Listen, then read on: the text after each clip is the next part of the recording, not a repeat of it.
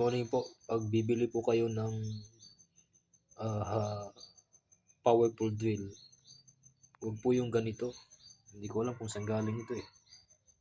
May kahon ito, tapos may mga gamit. Pero ilang araw lang ginamit. Overheat na, tapos umaamoy na yung loob. Tapos pag ginamit mo, tuloy-tuloy na yung ikot. So, local po ito. Mako ang tatak oh.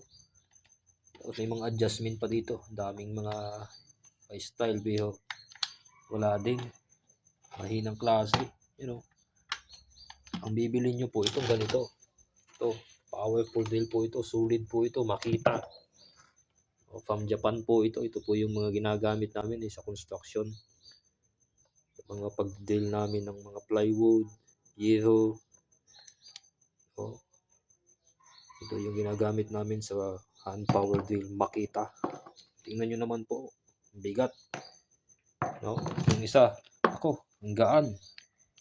Siguro ito, mga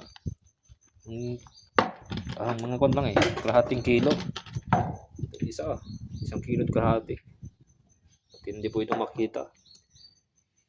No? Praise the Lord.